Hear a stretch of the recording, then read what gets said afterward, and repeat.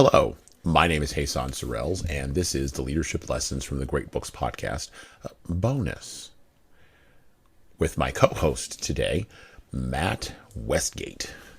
Hello, Matt. Thanks, Jesan, for having me here. It's great to be here. Great to have you. Now, typically on bonus episodes, we do fun things like we will talk with folks who are in AI research, or we'll talk with folks who are doing something interesting in a particular space that we really appreciate. But today, on this bonus episode, we are doing something we have not done since Click Clack Moo, Cows That Type. We're going to cover a kid's book today, and so this goes out to all you kids out there. If you're between the ages of 10 and 17, go ask your parents if you can listen to this episode, where we are going to be talking about the great book by Carlo Collodi, which I'm holding up in the visuals, which you can't see on the audio, so go check out the YouTube version of it. By the way, ask your parents before you go on YouTube. It is a dangerous place. Always ask your parents. We are going to be talking about Pinocchio today. So let me go ahead and get started for all you kids out there. This is from chapter 3, if you're following along in the book. Little as Geppetto's house was, it was neat and comfortable. It was a small room on the ground floor with a tiny window under the stairway. The furniture could not have been much simpler. A very old chair, a rickety old bed, and a tumble-down table. A fireplace full of burning logs was painted on the wall opposite the door. Over the fire there was painted a pot full of something which kept boiling happily away and sending up clouds of what looked like real steam. As soon as he reached home, Geppetto took his tools and began to cut and shape the wood into a marionette. "What shall I call him?" he said to himself. "I think I'll call him Pinocchio. This name will make his fortune. I knew a whole family of Pinocchi once. Pinocchi the father, Pinocchio the mother, Pinocchi the children, and they were all lucky. The richest of them begged for his living." After choosing the name for his marionette, Geppetto set seriously to work to make the hair, the forehead, the eyes. Fancy his surprise when he noticed that these eyes moved and then stared fixedly at him. Geppetto, seeing this, felt insulted and said in a grieved tone, "Ugly wooden eyes, why do you stare so?" There was no answer. After the eyes, Geppetto made the nose, which began to stretch as soon as finished. It stretched and stretched and stretched till it became so long it seemed endless. Poor Geppetto kept cutting it, but the more he cut, the longer grew that impertinent nose. In despair, he let it alone. Next, he made the mouth. No sooner was it finished than it began to laugh and poke fun at him. "Stop laughing," said Geppetto angrily, but he might as well have spoken to the wall. "Stop laughing, I say," he roared in a voice of thunder. The mouth stopped laughing, but it stuck out its long tongue. Not wishing to start an argument, Geppetto made believe he saw nothing and went on with his work. After the mouth, he made the chin, then the neck, the shoulders, the stomach, the arms, and the hands. As he was about to put the last touches on the fingertips, Geppetto felt his wig being pulled off. He glanced up, and what did he see? His yellow wig was in the marionette's hand. "Pinocchio, give me my wig!" But instead of giving it back, Pinocchio put it on his own head, which was half swallowed up in it. After that unexpected trick, Geppetto became very sad and downcast. More so than he had ever been before. "Pinocchio, you wicked boy," he cried out. "You are not yet finished, and you start out being impudent to your poor old father. Very bad, my son, very bad." And he wiped away a tear. And that was the creation of the puppet Pinocchio from the book, as we just mentioned, The Adventures of Pinocchio by Carlo Collodi, Collodi, written in 1883. The book was one of the most reimagined stories in children's literature. Matter of fact, if you're listening to this podcast right now, you've probably seen a version of Pinocchio. There's one that was released on Netflix about 2 or 3 years ago, and there's an upcoming live-action version of the Disney Pinocchio that we all traditionally know here and love in the United States, coming out in late 2022, starring Tom Hanks. And I've seen a couple of screenshots of that. You should go online and check that out. The story of Pinocchio was simple. He was carved by a woodcarver named Geppetto, as we just saw, in a Tuscan village. He was created as a wooden puppet, but he dreams of becoming a real boy. He is notably characterized by his frequent tendency to lie, which causes his nose to grow. Now, there's a lot of lessons for you boys and girls out there, for you young at heart, to learn from this book and from this story. And we've pulled a few excerpts from Pinocchio. Now, we're not going to read the whole book, even though it is short. There are short chapters. It's an easy breezy read, right? But we didn't pull everything from it. We just pulled a few things from the beginning, particularly in the penultimate moments before Pinocchio meets the Blue Fairy. And there's all kinds of fun things that happen after that. And we're going to explore them with our co-host today, Mr. Matt. So welcome, Matt. Thanks for coming on the podcast, and tell us a little bit about yourself. And let's get started off with some of our questions for our folks listening today. Yeah, absolutely. Thank you, Jesan. My background is primarily in education. I've worked in a variety of capacities as an elementary music educator, high school music educator. I've also got a fair amount of background now in church ministry, and that's also working with young people. So the current role that I get to enjoy is I am serving as what's called a spiritual life coordinator for a Christian school. So a lot of my job is teaching character development, is teaching decision making to young adults, middle and high school, and just kind of serving as a mentor in that way. I do teach some Bible classes, and I also have the privilege of serving as an adjunct professor of music at Boyce College in Louisville, Kentucky, and as a music minister at a local church. So probably most significantly, though, and I would be remiss to not say this, is the greatest accomplishment I've ever had is marrying my wife, Elizabeth. She is a treasure. She puts up with a lot. Please pray for her. We also have 5 children, so that keeps us very busy. But yeah, I think my whole life has been devoted to dealing with kids and working with that sort of field. Well, and that's why we wanted to have you on the podcast, because with your extensive background and your impact with decision making and mentoring, you probably have a lot to say here about Pinocchio and potentially about some of his early choices, which are beginning to shape his path. Yeah. And maybe some advice for those of us who are listening, right, who want to know how we can make better choices and stay on the path of leadership, which is really the point of the adult version of this podcast, right? Mm-hmm. And if we could stay on the path and begin on the right path as kids, we'll wind up in a better place as adults. Absolutely. So let's get into the book a little bit. What are the differences between the story of Pinocchio, and what can our listeners learn from the story of Pinocchio that's not in the Disney version of this book? Yeah, absolutely. As you and I were talking just a few minutes ago, the differences are numerous, but I find it interesting. You and I use the same term, sanitized, for the Disney version. Disney, I mean, and I can't fault them for this. They've got to sell, they've got to market, but I would say probably the biggest difference between these two entities, between Carlo Collodi's book and between the Disney version, is the intent and the purpose of it. He's teaching personal responsibility to young men in particular. I don't think young women were meant to be excluded, but traditionally speaking, young men tend to be far more at risk to act irresponsibly. And it seems like Collodi's got this mission in mind of trying to teach young men through a very, very practical and through, frankly, a very human way, through story. Collodi is an excellent storyteller, and he uses this and uses images, uses wonderful characters, uses very believable characters too, which is, I think, something that Disney does something different with. But I think Disney's intent with their movie in a lot of ways is what they have always done. It's going to be self-realization, self-actualization, trying to develop a better you through this thing. Pinocchio comes out in 1940. So, I mean, historically, you've got to look at a world at war. In 1940, you've got to look, the United States hasn't joined formally yet, but there's a lot of tension. And so how comforting is it to have a little cricket in this lovely tenor voice saying, "When you wish upon a star, your dreams come true." I mean, that is ideal. Mm-hmm. And so what you see here is Pinocchio in the movie. He makes some blunders, he makes some things, but it's often about him discovering who he truly is and trying to internalize values to get to this intrinsic identity that he is faithful and true, and that's how he becomes a real boy. Right. But what we often see in this is the real boy is the one who's held back by strings. He's the marionette of the perhaps the culture, whatever it may be.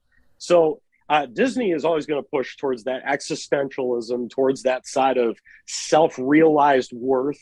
That if you just discover who you are intrinsically, you have mastered something. You are the master of your fate, as Nelson Mandela once quoted. But Collodi's not interested in that. Yeah. He's definitely more interested in. He's going to paint a very realistic human experience for you. Yeah, the sense that I got from reading the book was Collodi wanted to make a moral statement about being a young person in society, and a moral statement about going to school, a moral statement about respecting your elders and respecting particularly your father, right? And the relationship between Pinocchio and Geppetto, his maker, right? Respecting society and culture. We see this in how Pinocchio engages with the rest of society and culture. And then, of course, how does Pinocchio, and this is the highest level, I think, and boys and girls, pay attention to this. This is one of those lessons that adults wish they wouldn't have to teach you, but it is one of the things that you have to learn, how to deal with malevolence and evil. Right? How to deal with the people who genuinely do not have your best interests at heart, right? And who are seeking to harm you, and will use any manipulative tool they have available at their hands or their feet or their paws or their tails to harm you and to drive you off the path. Am I getting that? Absolutely. I couldn't agree with you more. Okay. When we look at this cricket. Let's talk about the cricket, right? Because folks, now we've piqued folks' interests. The cricket, Jiminy Cricket in the movie, a little bit of a different iteration of the cricket here in Pinocchio by Carlo Collodi. So back to the book. But his, meaning Pinocchio's, happiness lasted only a short time, for just then he heard someone saying, "Gree, gree, gree."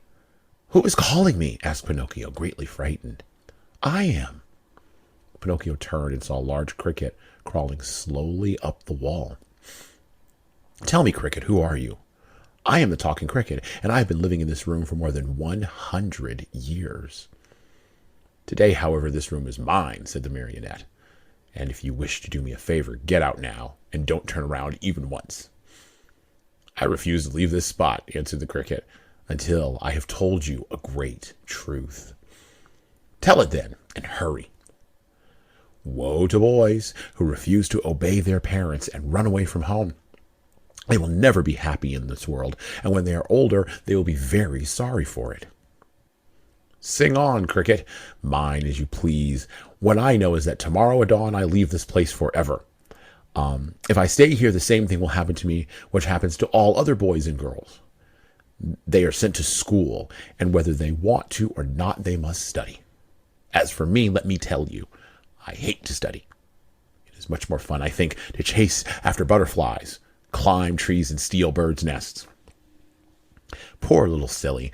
Don't you know that if you go on like that, you will grow into a perfect donkey, and that you'll be the laughingstock of everyone?" "Keep still, you old ugly cricket," cried Pinocchio. But the cricket, who was a wise old philosopher, instead of being offended at Pinocchio's impudence, continued in the same tone. "If you do not like going to school, why don't you at least learn a trade so you can earn an honest living?" "Shall I tell you something?" asked Pinocchio, who was beginning to lose patience. "Of all the trades in the world, there is only one that really suits me." "And what can that be?" "That of eating, drinking, sleeping, playing, and wandering around from morning till night." "Let me tell you for your own good, Pinocchio," said the talking cricket in his calm voice, those who follow that trade always end up in the hospital or prison." "Careful, ugly cricket. If you make me angry, you'll be sorry." "Poor Pinocchio. I am so sorry for you." "Why?" "Because you are a marionette, and what is much worse, you have a wooden head." At these last words, Pinocchio jumped up in a fury, took a hammer from the bench, and threw it with all his strength at the talking cricket. Perhaps he did not think he would strike it, but, sad to relate, my dear children, he did hit the cricket straight on its head. With a last weak gree, gree, gree, the poor cricket fell from the wall, dead. Kids, this happens literally in the book, kids. When you're reading the book, again, those of us who are young or young at heart, when you are reading the book, this literally happens in chapter 3, right after he gets carved. Geppetto walks out. Pinocchio is there by himself, and all of a sudden there's this cricket that pops up, and Pinocchio totally blows him off and then throws a hammer at him, and the cricket expires. Now, at this point in the story, Pinocchio doesn't have much personality, Matt. He's just kind of floating around. He's trying to find his way. And we can see this in the conversation between him and the cricket, right? He's trying to find his way. He doesn't know what his way is. The cricket is recommending, go to school or learn a trade, become a useful member of society. You were talking about personal responsibility. And one of the ways that Disney takes this idea of Jiminy Cricket is they turn it into the conscience, and they say the infamous line, or have Jiminy Cricket say the infamous line, let your conscience be your guide, right? Let your conscience be your guide. Now, you're a person not only of faith, but you are a person who teaches in a faith-based organization and has worked in faith-based organizations and has a background in theology. I can't think of any worse theological advice than let your conscience be your guide. And by the way, theology just means ology, study of theo, God, right? The study of God. That's what Matt has done for a long time. He has studied God, right? Which, by the way, for those of you who are listening, is incredibly useful to understand the world. Okay. Yep. And weirdly enough, Pinocchio's conscience is outside of him, which Disney kept that too. So if I'm pretend I'm a young, impressionable young man. You talked about young men and personal responsibility. What am I to make from this passage? What am I to pull from this? What is the meaning of him killing his conscience, or the cricket? Yeah, absolutely. So many things you could say here, but just because we need to keep this short. As you mentioned, I am a person of faith. I cannot read this book and not think of the book of Proverbs. First off, I'll just make this sweeping general statement. The book of Proverbs bleeds, frankly, into this book in spots. So what you see here, Collodi illustrates an important idea of conscience, almost like he's King Solomon writing Proverbs to his son, saying, and here are some of the things we just see from this. You see that the cricket's been in there for 100 years. Right. And I mean, so he predates Geppetto by who knows how long. Exactly. And then you have Pinocchio, who's been on the scene all of 10 minutes, 10 seconds. 20 minutes, So there's a proverb, Proverbs 22:28 in the Bible that says, do not move the ancient landmark. So I in some ways, what we're seeing here is this. The cricket is wise because the cricket is experienced. The cricket's been there for a minute, thousands, probably billions at this point. And he is trying to encourage this young man what it means to live in this world of which this young man has never once lived. And so what you see here is a young man wrestling with his conscience. And I think we can relate to this. So young person, do you have an inner dialogue in your head where you're going like, do I want to do this? Should I do this? Should I choose to go on this? Should I not? Listen, I mean, I know it's a cute little cricket and all, but we all have it. We all have it in our head. We're trying to internalize this. So I think the first wisdom I would encourage, especially for a young leader, is this. You need to have integrity. And you need to have people pour into you for integrity. So, and I think one of the strengths of this book, though not in this question, you've already referenced this, there are adults that don't have your best interest at heart, that don't actually have integrity. And I would plead with you to be very wise about where you source out your integrity. Being a person of faith, I've got views on that, and my goodness, you can email me and I'll talk to you about it. There you But go. but I would just say this. First off, you listen to wisdom and you listen to conscience. Pinocchio, though, does what is also very normal, rejecting wisdom. And so here's maybe just a piece of caution for you. You can sear your conscience. Mm-hmm. You can choose to say, nope, I'm not going to follow that in this situation. Or, you know what? I want to go chase some butterflies today. How many business people do you know that chase butterflies? I mean, all day. Yeah. in my adult life, all day. Exactly. And I mean, truthfully, hey, son, I mean, your business, what you do in serving young professionals and professionals in business, a lot of times it's helping people identify the butterflies that they're chasing Mm-hmm. and helping them source out what they can do. So realize this, you can sear your conscience, but it comes with a price. And it's not just a cute little cricket dime. That's right. That's right. It's going to source into what we see coming later in the book, where he's continuing to make decisions, and yet he keeps getting overridden by his impulse, and he keeps getting overridden by foolishness. Mm-hmm. So that's something that I would say. And just a final thought, I will never forget this. A couple of years ago, I took a trip. I was in Malaysia, of all places, but it was just a wonderful trip. I was singing with a cappella group, and I was working on an assignment for my master's degree, and one of my professors was with us. And he asked me what I was working on. It was for his class. And I said, well, I took this one, man, Dr. Lewis, this is really hard. And he looked at me straight in the face and he said, Matt, why do easy? Why do easy? And I thought for a minute, I said, I'm not sure. I think I know what you mean. He goes, no, listen. He goes, what value is there in following ease?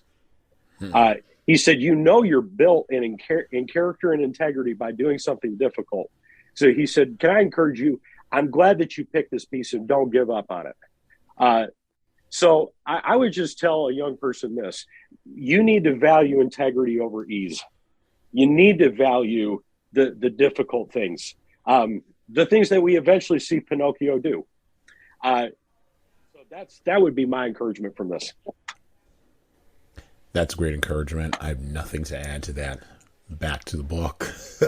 So now Pinocchio is wandering around. He's going forth in the world. A couple of chapters later, I think it's chapter 6, that we pick him up, and he goes and visits a Harlequin show, a puppet show, in essence. If any of you folks out there have ever seen a Punch and Judy show, this is kind of what he's visiting, right? Two puppets arguing about nonsensical things. Typically a form of entertainment in the world before TikTok videos and nonsense on social media. Before that was the puppet show that entertained everybody. And so Pinocchio's rolling up to this puppet show after selling his book for a couple of pennies, right? Which Geppetto bought him his primer, his book, so that he could go to school and fill his head with knowledge, right? But Pinocchio proves he still has a wooden head, and now he has a wooden head with no conscience. Back to the book. Pinocchio, come up to me, shouted Harlequin. That's one of the puppets. Come to the arms of your wooden brothers. At such a loving invitation, Pinocchio, with one leap from the back of the orchestra, found himself in the front rows. With another leap, he was on the orchestra leader's head. With a third, he landed on the stage. It is impossible to describe the shrieks of joy, the warm embraces, the knocks, and the friendly greetings with which that strange company of dramatic actors and actresses received Pinocchio. It was a heart-rending spectacle, but the audience, seeing that the play had stopped, became angry and began to yell, "The play! The play! We want the play!" The yelling was of no use, for the marionettes, instead of going on with their act, made twice as much racket as before, and lifting up Pinocchio on their shoulders, carried him around the stage in triumph.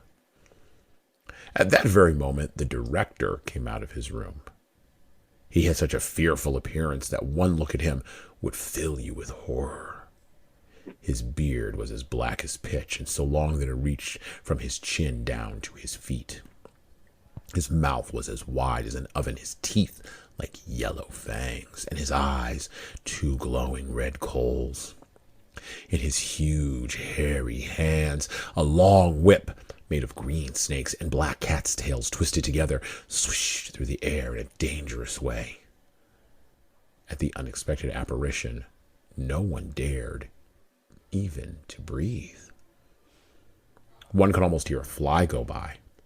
Those poor marionettes, one and all, trembled like leaves in a storm.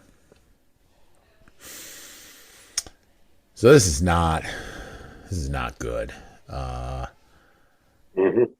Interesting thing here. I'm going to kind of jog off a little bit. You mentioned the Proverbs of Solomon and integrity, and this is an example of Pinocchio clearly starting to act without integrity, but then being celebrated as part of a spectacle in the crowd, as he continues to act without integrity, right? And it's not the crowd that turns against him; it's the other performers, the other actors, the other audience members. Or not, I'm sorry, not the other audience members, the other actors who kind of help him and engage him right in this process. One of the challenges, I believe, fundamentally for people, I would say between the ages of 10 and 17 in our world today, is this idea of having an audience. This idea of always being on social media, and in other forms of being on, and creating environments inside of their devices, which we didn't have when we were kids. But creating these environments inside of these devices that their parents don't necessarily have access to, but that they do.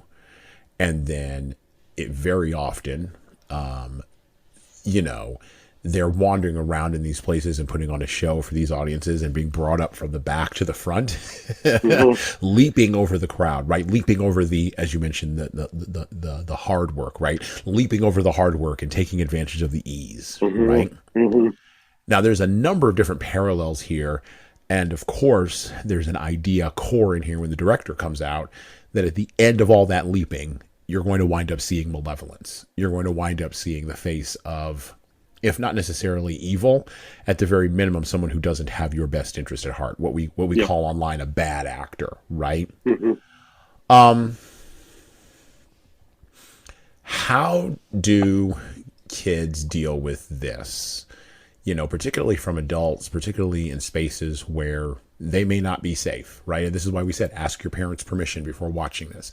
Ask your parents' permission before listening to this. Listen to it with your parents, right? And talk about the episode, right? Talk about Pinocchio. Talk about what's in the book. How can kids address this lack of just and right behavior, both from people who are encouraging them, who are their peers, like the Harlequin was Pinocchio's peer, and from people who have malevolence, maybe in their heart? How do they thread this needle, if they've got an iPhone? Yeah. I'm sure you've run into a lot of this in your mentoring. Oh my goodness. Yes. It's a very needed topic, and so much could be devoted to it, but I would say several things. But first off, I'm going to go back to what I said earlier. Young person, you need integrity. You need to have a basis really for truth to stake your life on for this. What you see with Pinocchio is a young man who lives without truth and lives with no stability, no foundation, no structure in his life. And now I need to be fair, because there are kids who have not had that. Not every kid's rejected that. That would be an unfair generalization. But every kid, I believe, can develop a sense of character and a sense of strength. Admittedly, for some, it's going to be very hard, because that will run countercultural to their home life. It may run countercultural to their friend groups. But this is that important that I would still encourage that person to do this. So how do you address a lack of justice with your peers? Well, first off, you need to be among your peers, and you should be engaging with your peers in some extent. As a person who, as you said, growing up without a device, like, it was a big deal when I got my first laptop, to consider the fact that my smartphone has way more power than that laptop could have ever dreamed of having. Yeah. There's a tendency in my age group and above to start dumping on technology and viewing it as this, massive problem. Yeah, any kind of innovation is going to bring some challenges and some ethical dilemmas. But there are things we can leverage this stuff for good. And so I would encourage any young person, first off, to just use it in a different way. Mm-hmm. So if you use TikTok, for example, I would not use it with zero accountability. Mm-hmm. I would encourage young people to have accountability from both peers and especially from adults. The peers are optional in my mind. The adults are not. You need someone, because here's the thing. Teenagers, and I say we because I was there at one point myself, and I still struggle with this. This is why I'm so passionate about it. I can still be really stupid as an adult. Yeah. The one thing my past teens have taught me is there are people I can go ask to help me with stupid. And that's what really needs to be in place. So I would say, engage with your peers. And how do you do this with peers and adults? You have your sense of integrity, but I think you still need to show a great deal of respect and humility in your interactions with them. Nobody likes being attacked. Nobody likes being confronted publicly. Nobody likes this. We need to realize this. We all fail. Adults, the best adults will fail. And you even see this. Geppetto is not a perfect adult. He gets into a fight with a guy in the beginning of the book. Yeah, he's terrible. Geppetto's absolutely terrible. Warning, like literally chapter 2. He's like yelling at somebody because he called him something polenta or polina or something like that. Yeah, made fun of his wig. I mean, but here's the thing: as an adult, I get caught up in dumb stuff like that sometimes. Mm-hmm. I mean, go no further than ask my wife Elizabeth. I've started arguments over the dumbest stuff. So, young person, if you see an adult fail, recognize this: you have just as much capacity to fail as they do. That you just happen to witness a moment of it. So be respectful and be calm. I would encourage you to approach them, but be very thoughtful how you do it. Consider doing more one-on-one conversation if it's appropriate, and if you can do that, or maybe another person nearby. And I would encourage you, instead of accusing, to ask questions and to seek further understanding from people on something. So if, for instance, and I've done this as a teacher, the way I said something to a student, what I said wasn't wrong, but the tone and the way that I said something, it hurt that student's feelings. And it was in a public setting. And I noticed the student's interactions with me change. So actually, as I talked with her later, to her credit, she said, yeah, this, I realized that's not what you meant. And I realized that, but it did come across that way. If you have a leader who can recognize their faults, and an adult who can recognize their faults and can apologize to you and seek to reconcile things with you, you have a great leader. You need to listen to that person. You need to trust that person. If you have a person who gets incredibly defensive and who decides to use means of manipulation or downplaying or gaslighting, if you will, I know that's probably not a term a lot of young people use, but using those things, then I would start distancing myself a little bit from their wisdom and from their counsel. But I would just, in closing, say this: not only is it possible that you will see a lack of justice, you will almost inevitably see a lack of justice. And you know what? It's good and right for you to address that in the right way. Well, and a lack of justice coming from a lack of judgment. A lack of compassion, which we see this with the director in the subsequent events that occur in the chapter from which we pulled the excerpt, where Pinocchio, in essence, has to come to a moral conclusion about how to save his peers from the justice of the director. And, he leverages that in order to battle malevolence, leveraging tears, leveraging appeals to humanity.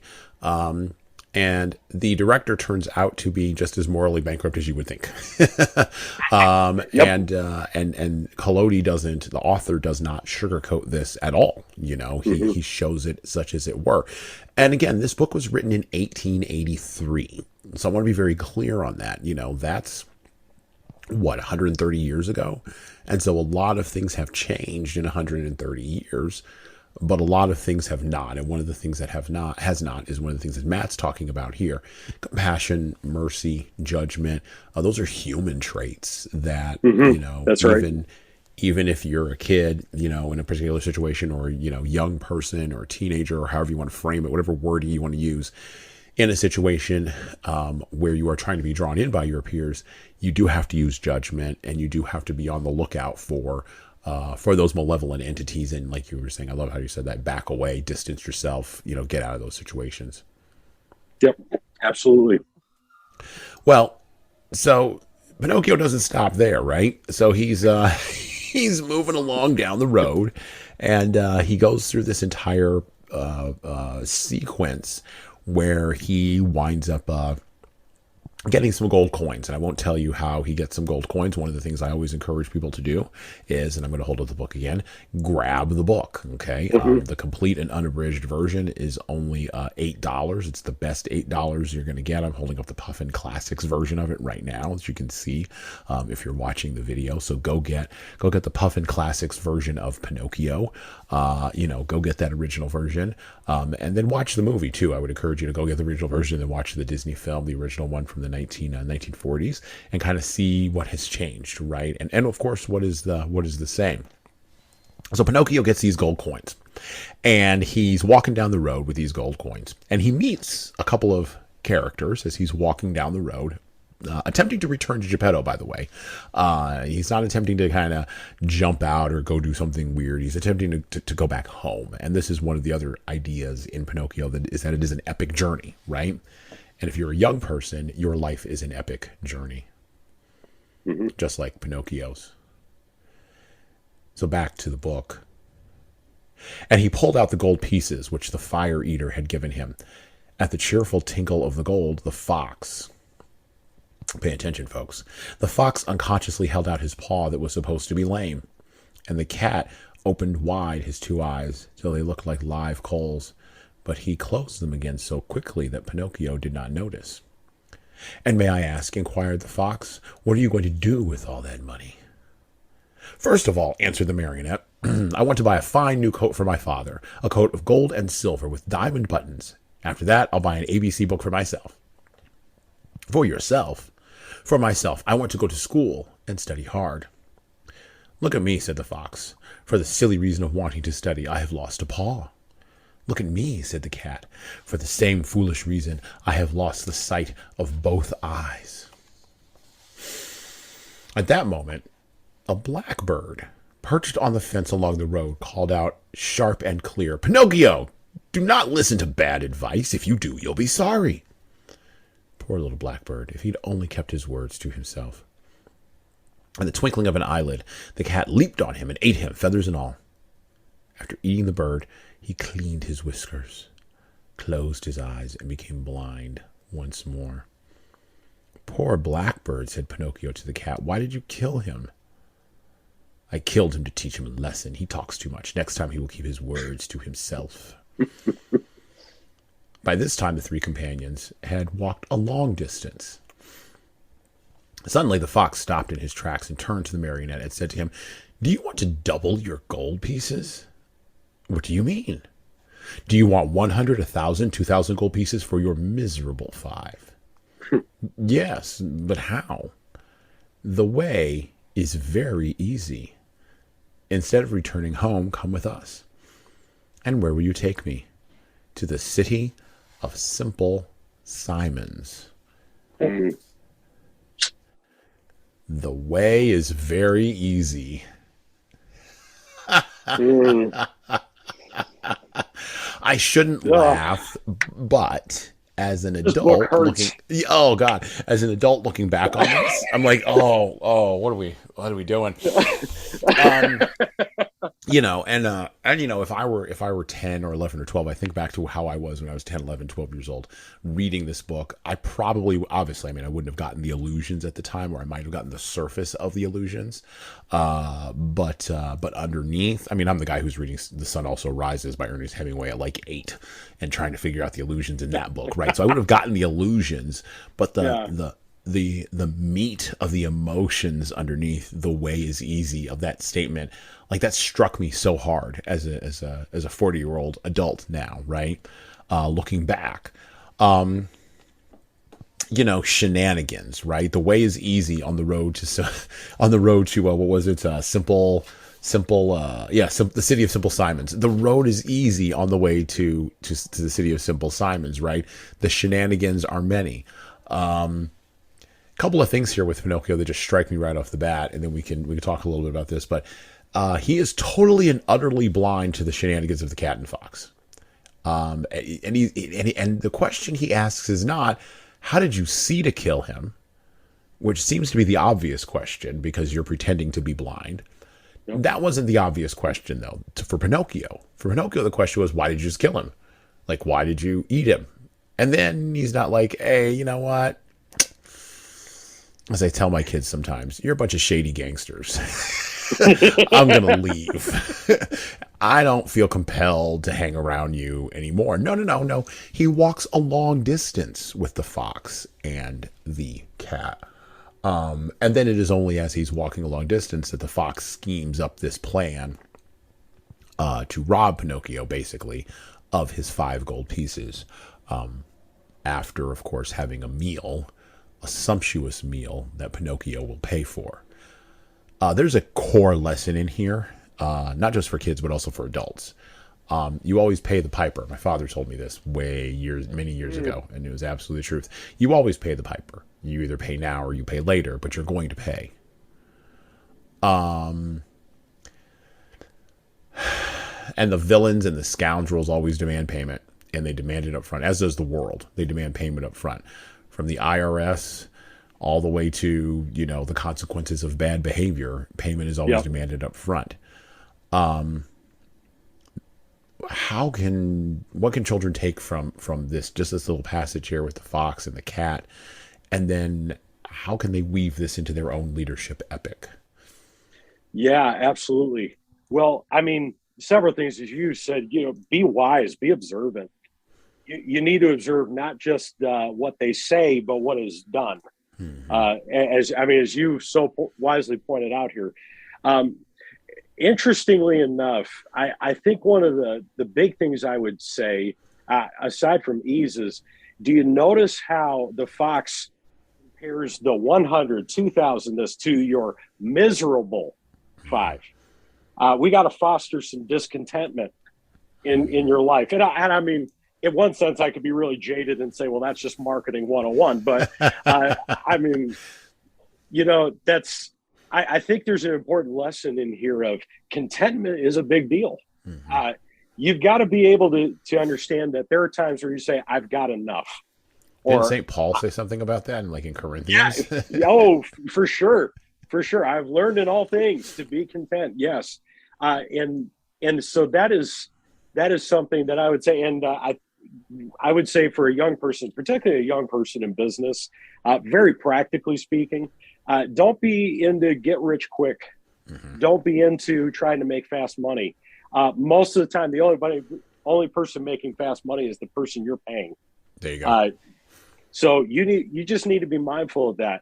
This is something that you should know, that money and work are together. They are married together, and there's a goodness, there's a dignity in that you should preserve. And then I would just say, as far as molding a leadership epic story, I so appreciate that you've brought that up. And I think one of the things is I was struck rereading Pinocchio again is that how that story really does feel like my life.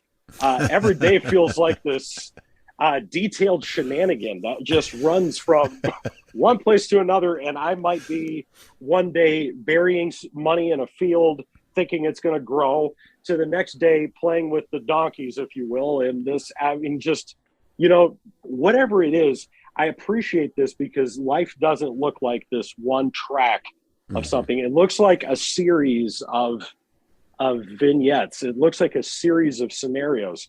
And young person or young at heart person, I would just say this, molding your own leadership story is being faithful to follow principles in each scenario that you find.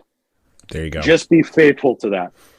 Yes. Ease, avoid ease and search for resiliency. Engage with compassion and clear thinking and wisdom. And then, of course, avoid discontentment. Be happy with and content with what you have. And, in the space of that leadership epic piece, don't believe the highlight reels you see from other people. Yeah. Ooh, yeah. Oh, guilty of that one. I think we all are. I think that is excellent counsel for all of us. We only get to see people's highlight reels, that they put out. No one's putting out the bad stuff. They're just putting out the good stuff. And so don't be impressed too much by that. Yeah. All right, we're turning the corner. Oh, go ahead. You had one other thought here before we turn the corner? Nope, not at all. Go ahead. Okay. Okay. So, I mean, and by the way, I loved how you mentioned, learning and using and leveraging language.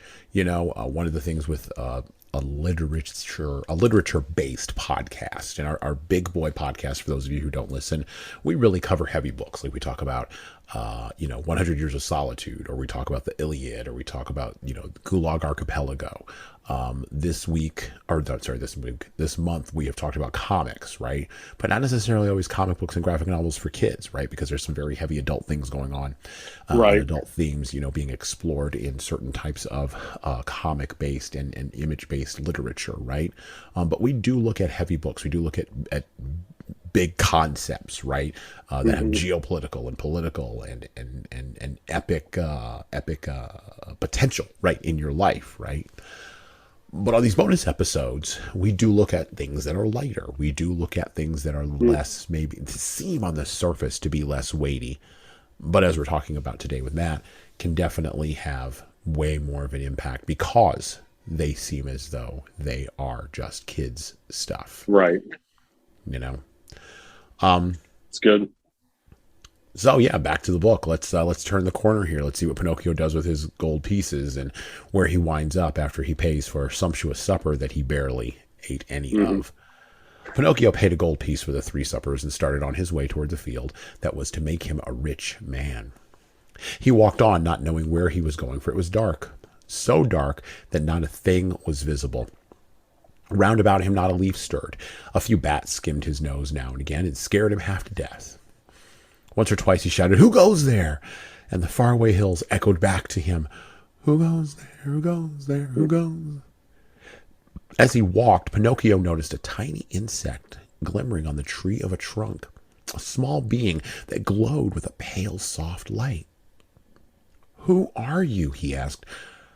"I am the ghost of the talking cricket," answered the little being in a faint voice that sounded as if it came from a faraway world. "What do you want?" asked the marionette. "I want to give you a few words of good advice. Return home and give the 4 gold pieces you have left to your poor father who is weeping because he has not seen you for many a day. Tomorrow my father will be a rich man, for these 4 gold pieces will become 2,000. Don't listen to those who promise you wealth overnight, boy. As a rule, they are either fools or swindlers. Listen to me and go home." "But I want to go on. The hour is late." "I want to go on. The night is very dark." "I want to go on. The road is dangerous." "I want to go on." Remember that boys who insist on having their own way sooner or later come to grief. Yeah. The same nonsense. Goodbye, Cricket. Good night, Pinocchio, and may heaven preserve you from the assassins. There was silence for a minute, and the light of the talking cricket disappeared suddenly, just as if someone had snuffed it out. Once again, the road was plunged in darkness.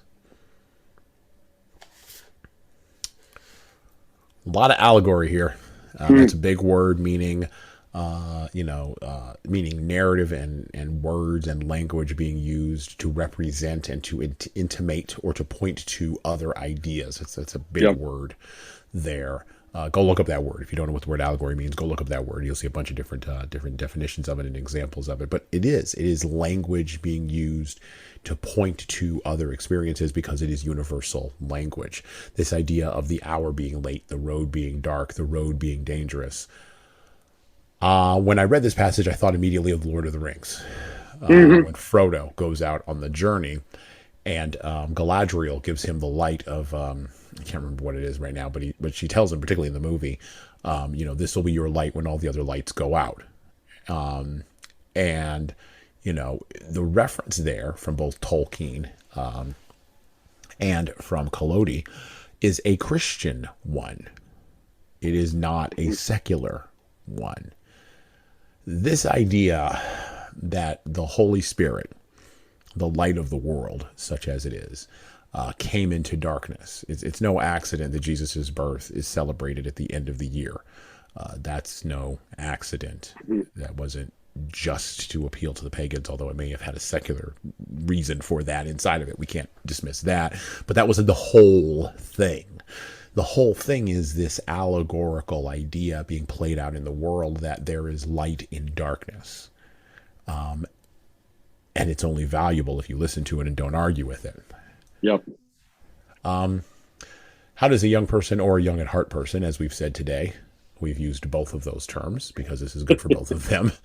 Yeah. How do you not argue with the light? I argue with the light. I'm sure you argue with the light.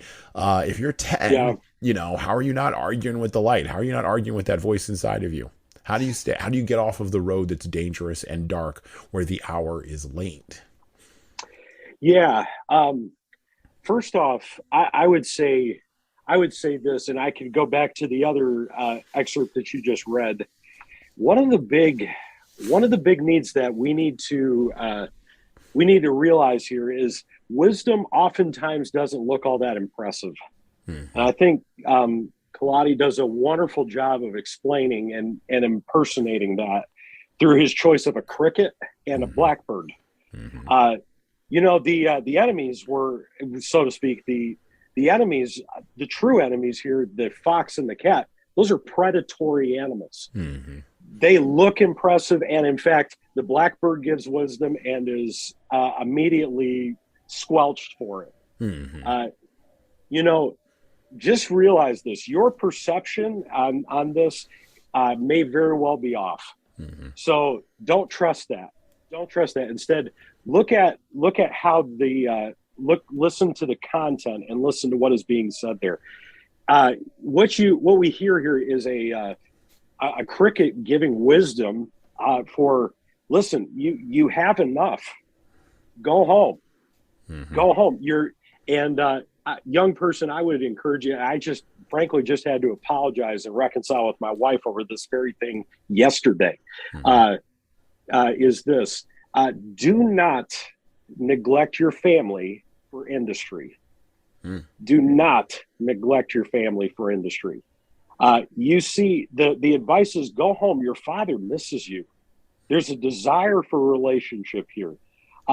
I'm not telling you don't be industrious. Oh, be industrious, but do not leave your family in the dust to be industrious.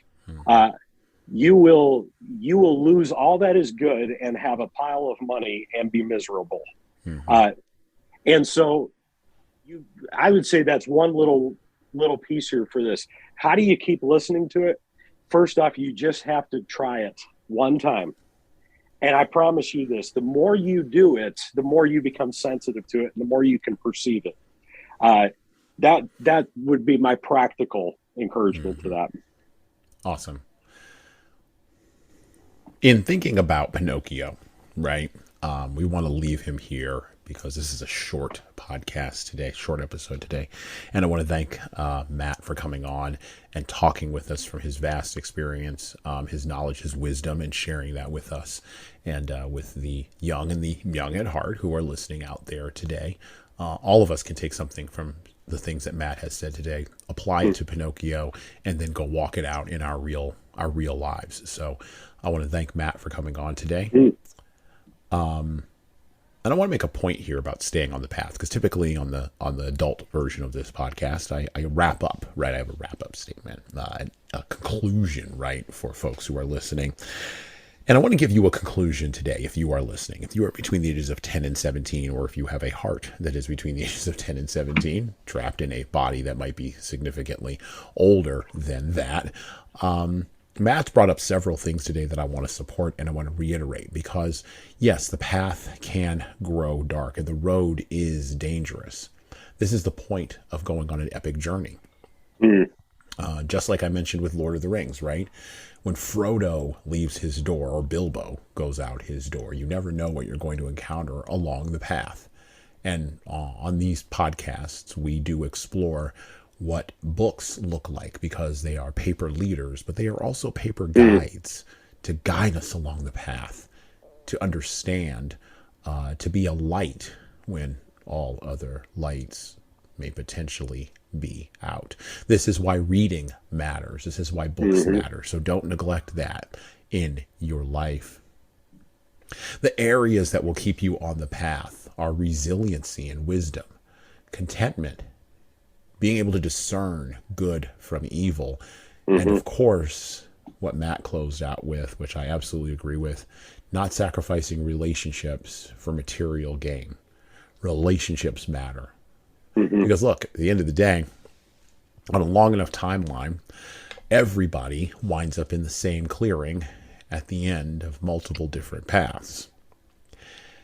The people that you want to be there, mourning your end or just helping you along to that clearing at the end of the path, are going to be there based on relationship that they have built with you over the course of time. That's right. So hug your mom and hug your dad. Even if your siblings are giving you noogies or perhaps giving you swirlies in the toilet, although I don't know if people still do that anymore. They did when I was a kid. I don't know what you all do. I had a rough childhood with my siblings sometimes. But, those relationships matter. And so preserve those, right? Hug your mom, hug your dad, give your sibling a high five if you don't want to hug him or her. And make sure that your friends are picked well and are chosen well. That way you can stay on this path. You can build a leadership story that will be epic, and an epic story that will feature you leading others and leading them well. And, well, that's it for me. Matt, do you have anything for folks today? Any ways they can connect with you?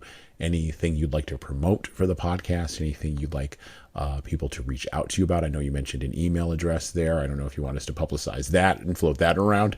But how can people get in contact with you? What's the best way to kind of get a hold of Matt and ask him some interesting and compelling questions? Absolutely. I am okay with, there's an email address I use for this. So if you are interested, you can reach out to me at Westgate. That's my first initial last name at CA, which stands for Christian Academy, schools.us. You can reach out to me there if you have any questions, even if you just need to bounce something off of me. A lot of times that's what I'm looking for is like, hey, I'm going through this. What do you think? What am I seeing here? What do I need to work through? My social media game needs to up itself a bit, but I do have Facebook. You can look me up there. I'll be the bald guy. And you can connect with me there as well. Awesome. So we will have that email address. Just trying to think of the word there. We will have that email address in the show notes, so you can get a hold of Matt. You'll be able to click on that, and hopefully it'll open up in your email server of choice, or your mom or dad's email server of choice. And of course, when you email Matt with a question, please reference the Leadership Lessons from the Great Books podcast Pinocchio episode as our bonus that you heard him on today. We'll also have a Facebook link in there in case you want to connect with him. Please be respectful, obviously, and please connect with him for legitimate purposes, and to get your questions answered, and just to start a conversation and maybe potentially begin to build a mentoring relationship with Matt. For us on our end, look. We've been beta testing a new product for kids. We've been beta testing a new experience for kids this spring, this late winter and into spring. It's called the Kids Leadership Institute. Look, one of the ways we were challenged last year, I was challenged last year by the people that I work with and my partners, was to really think about critically, how can we go further downstream? So for all of you who are listening, adulthood is, for some of you, maybe way up in the distance, right? Or maybe a little bit closer. Very rarely are you provided an opportunity to be able to engage in real meaningful leadership interaction and real meaningful leadership growth, unless maybe you're involved in a sport or a club or an on-campus organization. So what do? You get all this advice from parents, from your siblings, from your friends about what you should do and how you should be. And just like Pinocchio, you may be struggling with how to stay on the path.